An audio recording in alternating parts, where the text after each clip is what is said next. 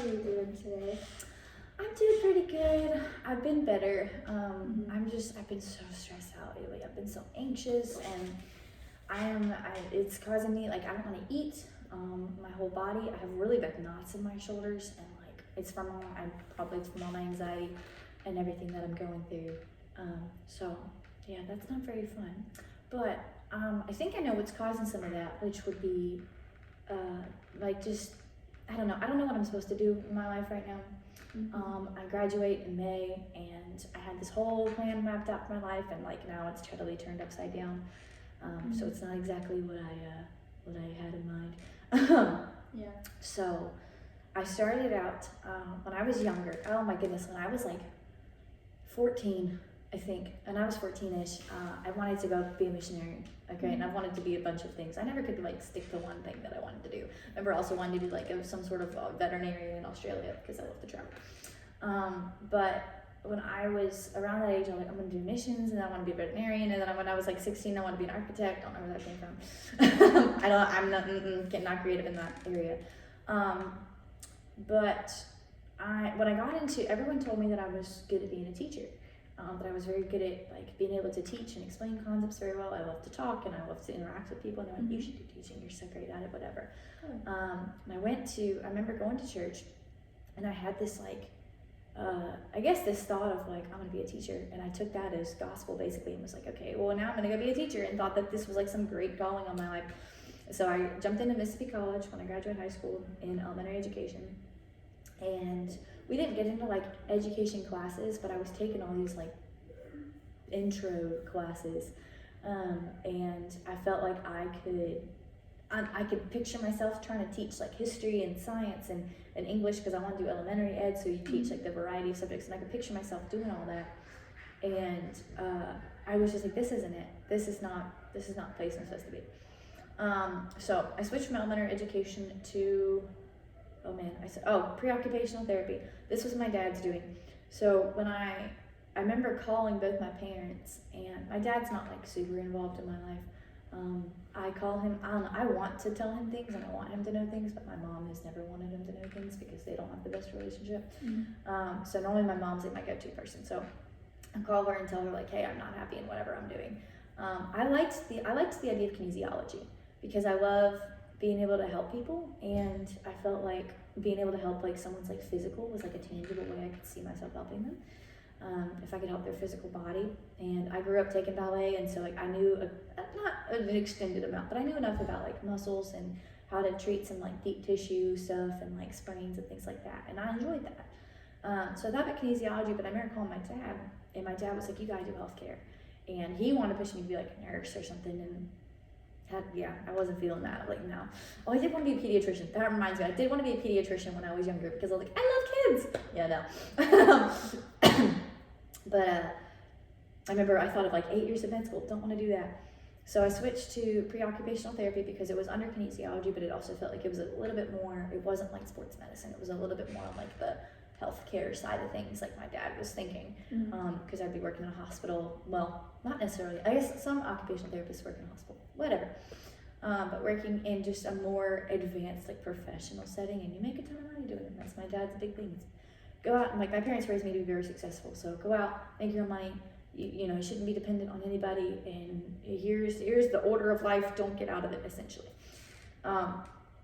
So I hated pre-occupational therapy. I took one class on this like fitness-based thing, and I remember the professor was like, if you hate this class, you'll hate this degree, and I hated the class.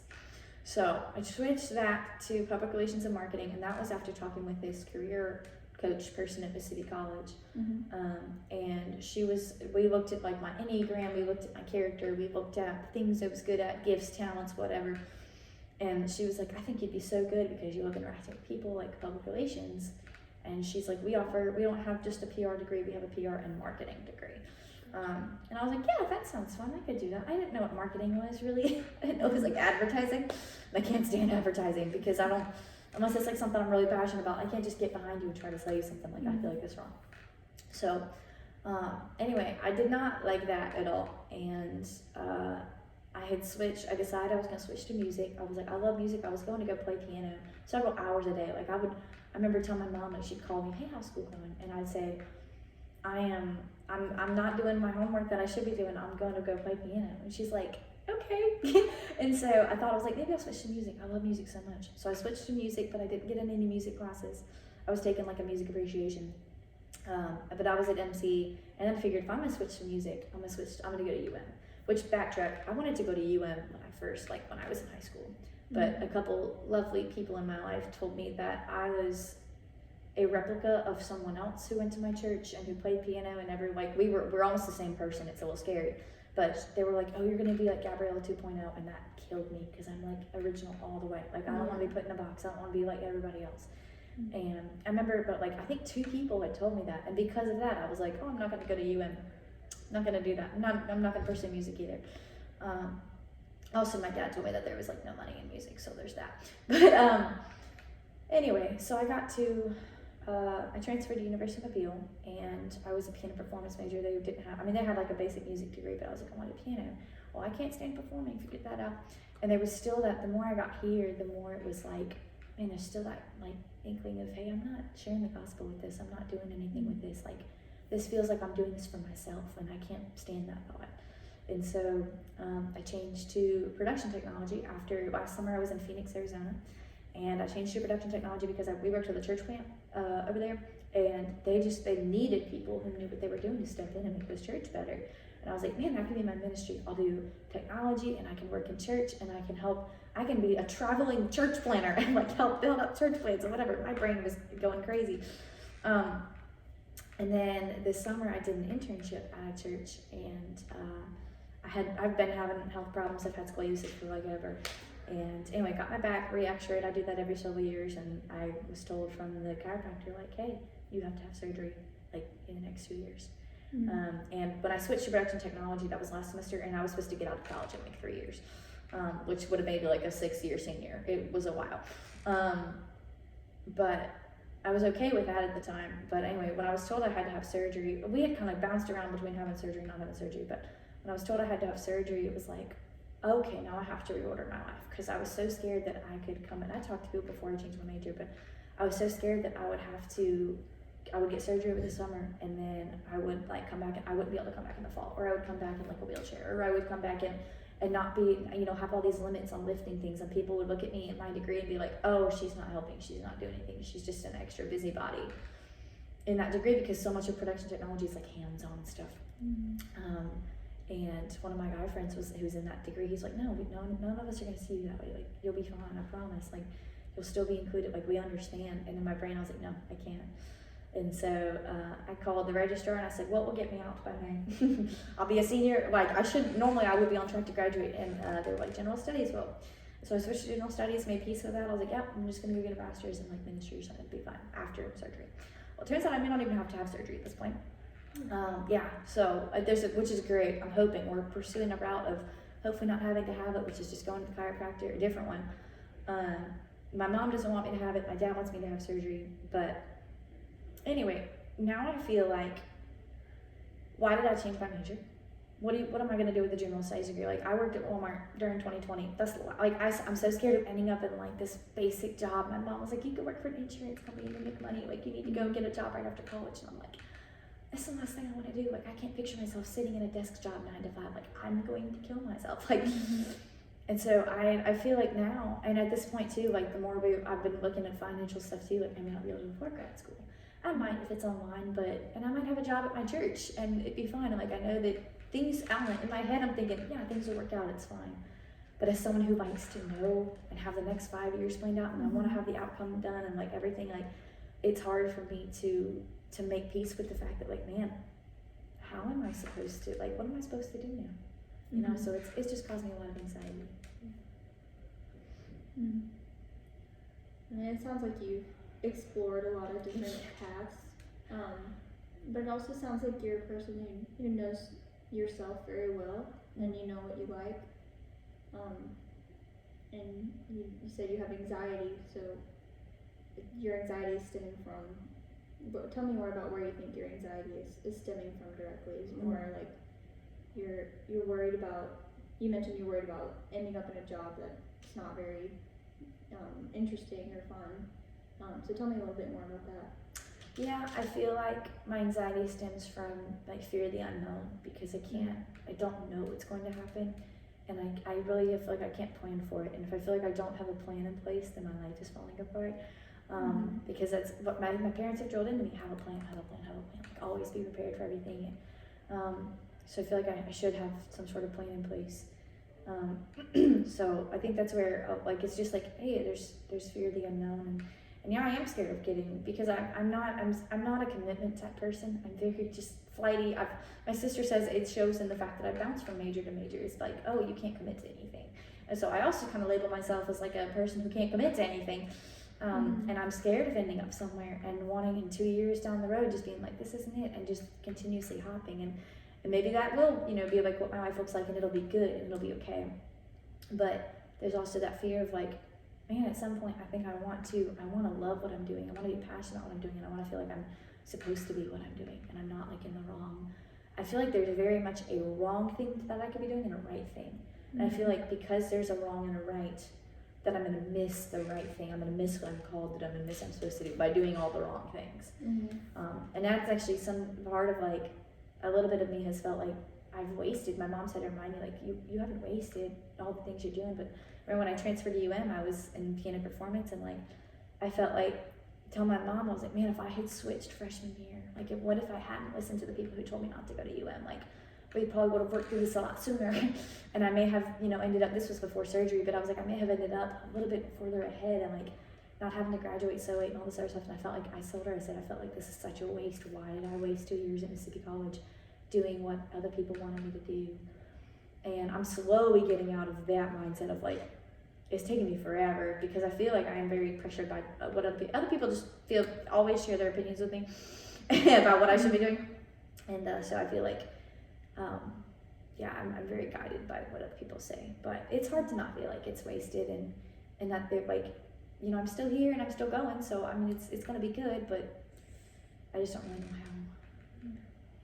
Do you feel anxious because there's so much uncertainty in your future, and because in the past you've been so influenced by other people's sort of expectations for you?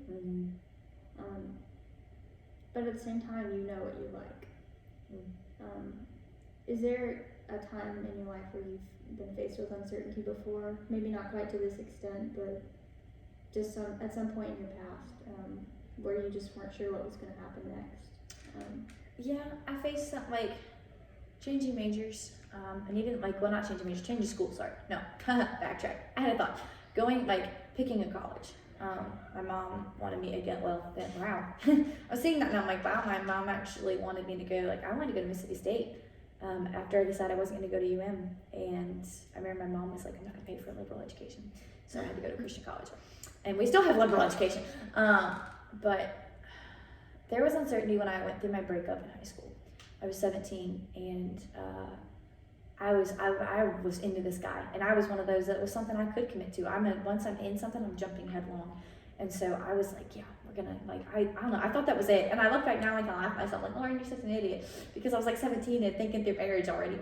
But I remember like dating this guy, and I like, we were best friends beforehand, and then he wasn't sure, and he brought that up. He didn't want to. At first he was like, I want to break up, and then he found out I wasn't on the same page. He was like, well, I want us both to be on the same page. Let's take a week to like pray about it, talk through it, see what's going on my end and on your end.